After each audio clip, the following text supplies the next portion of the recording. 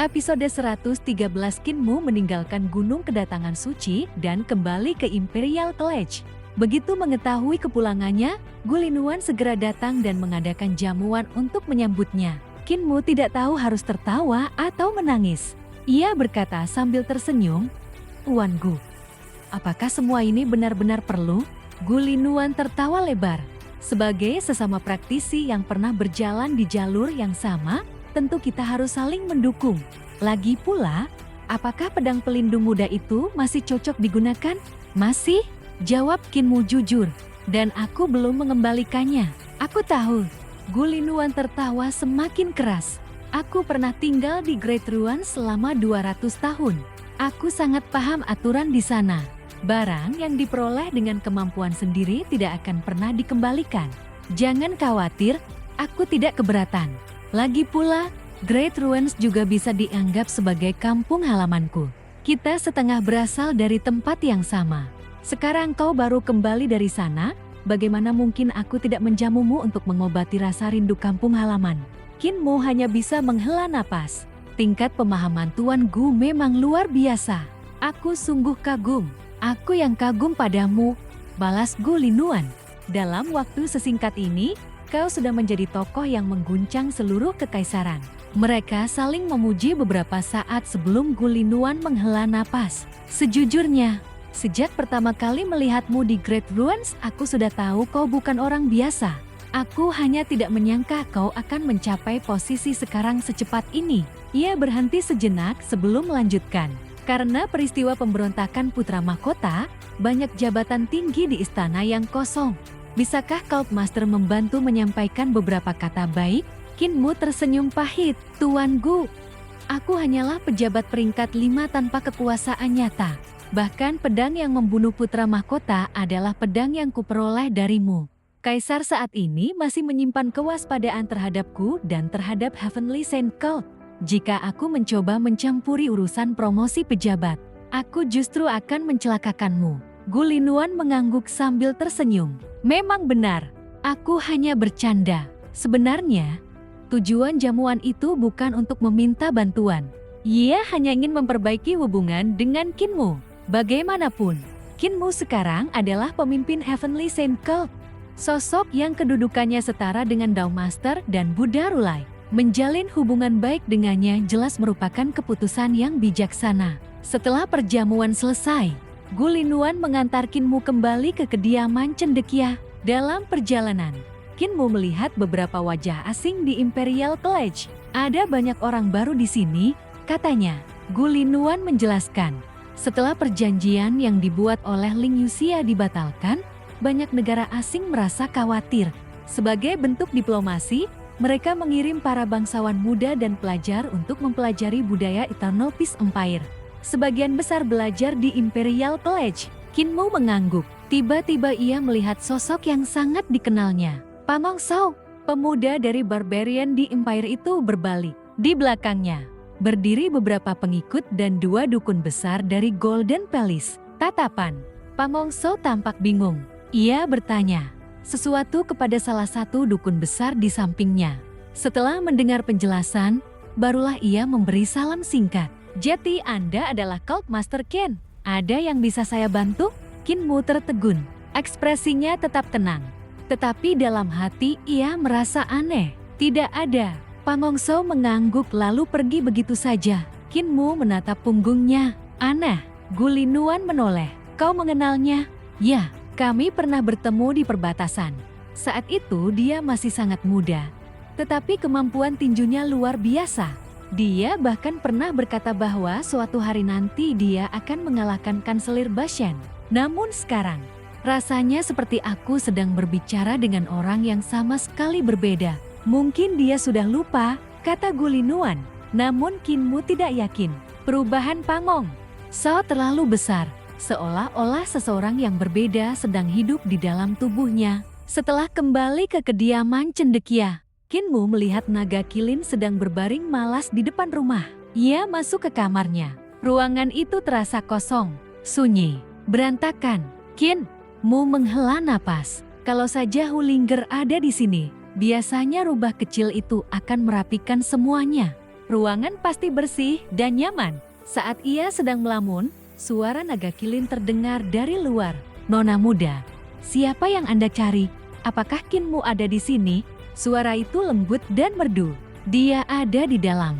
Kalau begitu aku masuk. Silakan." Kinmu segera keluar. Begitu pintu halaman terbuka, ia melihat Ling Yuxiu berjalan masuk. Gadis itu mengenakan pakaian musim semi berwarna cerah. Senyum manis menghiasi wajahnya.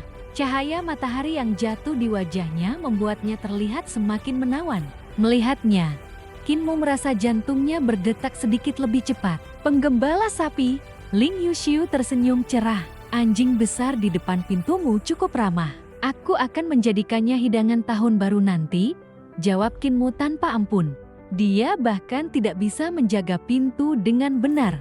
Suara naga kilin segera terdengar dari luar. "Aku mendengar semuanya." "Bagus kalau begitu." Ling Yuxiu tertawa kecil. Kinmu memperhatikan gadis itu dengan saksama. Sejak terakhir kali mereka bertemu, Ling Yuxiu telah tumbuh semakin dewasa. Wajahnya masih memiliki sedikit kelembutan masa muda, tetapi kecantikannya kini semakin jelas. Sementara itu, Kinmu sendiri juga mulai tumbuh lebih tinggi. Mereka tidak lagi terlihat seperti anak-anak. Ling Yuxiu berjalan ke arah pohon pir kuning di halaman. Pohon itu baru mulai bertunas. Beberapa bunga kecil baru saja muncul. "Pohon ini cantik," katanya sambil menyentuh bunga muda itu. "Saat bunganya mekar penuh nanti, aku akan datang lagi untuk melihatnya." "Jangan bergerak," Kinmu tiba-tiba berseru. Ling Yuxiu terkejut. "Ada apa?" Diam seperti itu sebentar. Kinmu segera mengambil kuas, tinta, dan kertas. Ia mulai melukis dengan cepat. Ling Yuxiu berdiri beberapa saat sebelum mulai mengeluh. "Cepat sedikit, lenganku sudah pegal." Sebentar lagi, tak lama kemudian, Kinmu selesai. Namun sebelum membuat goresan terakhir, ia lebih dulu menempelkan sebuah segel pada lukisan itu. Baru setelah itu ia menyelesaikan sentuhan terakhir. Selesai, Ling Yuxiu mendekat. Begitu melihat lukisan tersebut, matanya langsung berbinar.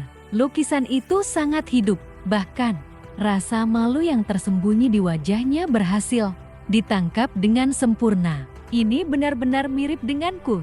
"Iya." Lalu menunjuk segel itu. "Kenapa kau menempelkan segel sebelum membuat goresan terakhir?" Kinmu tersenyum. "Karena kalau aku menyelesaikan lukisan dulu, kau mungkin akan melompat keluar dari dalam lukisan dan kabur." Ling Yuxiu tertawa. "Kau bercanda?" "Tidak, segel ini adalah segel penyegel jiwa." Ling Yuxiu menatapnya dengan rasa ingin tahu. "Kalau segelnya dilepas, mungkin kau benar-benar bisa keluar dari lukisan." Mata gadis itu langsung berbinar. Ia segera menggulung lukisan tersebut. "Kalau begitu ini milikku." Kinmu tidak bisa menahan tawa. Baru setelah itu Ling Yuxiu mengingat tujuan kedatangannya. "Oh ya, hampir lupa. Ada apa?" "Ayah memanggilmu ke istana," katanya untuk memeriksa kondisi tubuhnya. Kinmu mengangguk. "Kau ikut?" "Tentu saja." Mereka berdua keluar bersama. Naga kilin mengangkat kepalanya. "Cult Master, aku akan menjaga rumah dengan baik." "Lakukan itu." Mereka berjalan melewati Imperial College. Banyak pelajar memberi salam kepada Kinmu, namun sebagian besar tampak ketakutan. Bagaimanapun, berita bahwa Kinmu adalah pemimpin Heavenly Saint Cult dan orang yang memenggal kepala Ling Yuxia sudah menyebar ke seluruh negeri. Di tengah perjalanan mereka bertemu kanselir Bashan. Di belakangnya berdiri Wei Yang dan Yu Qinghong.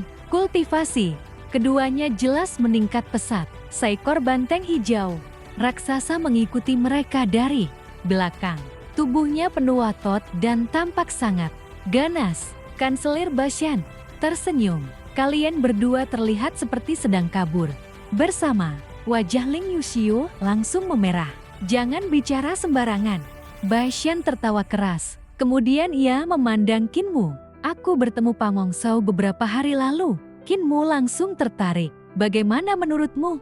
"Dia sangat aneh." Bashan mengerutkan kening. "Dia masih Pamong Shou, tetapi juga bukan Pamong Shou yang dulu." Kinmu mengangguk. "Aku merasakan hal yang sama. Dan satu hal lagi." Bashan menatapnya serius. "Kekuatannya sangat besar. Mungkin tidak kalah darimu. Qin Mu berkedip. Tidak kalah dariku? Bukankah aku sangat kuat? Bai Shan tertawa. Kesombonganmu tidak berubah. Lalu ia berkata serius, 6 arah Divine Treasure miliknya hampir menembus batas. Selain itu, aku merasakan kekuatan lain yang mengerikan tersembunyi di dalam tubuhnya. Aku curiga dia mengalami semacam perubahan besar. Qin Mu terdiam. Kecurigaannya semakin kuat. Pangong Shou pasti mengalami sesuatu. Mereka berpisah dan Qin Mu melanjutkan perjalanan menuju istana bersama Ling Yuxiu. Sesampainya di sana, ia melihat Kaisar Yan Feng dan Imperial Preceptor sedang duduk bersama seseorang yang wajahnya dipenuhi kutil. Pria itu sedang memeriksa kondisi mereka. Begitu melihat Qin Mu datang, Kaisar Yan Feng tersenyum. Pelis Grandi akhirnya tiba. Pria berwajah buruk, rupa itu mengangkat kepala. Tatapannya langsung tertuju pada Qin Mu. Senyumnya aneh, seperti katak yang sedang tertawa. Adik muda, katanya perlahan. Bagaimana kabar guru kita? Qin Mu langsung berhenti melangkah. Tubuhnya menegang. Secara naluriah, ia menggeser tubuhnya sedikit ke depan untuk melindungi Ling Yuxiu. Tatapannya mengunci pria itu. Lalu ia berkata dengan suara rendah, Raja Racun Kecil,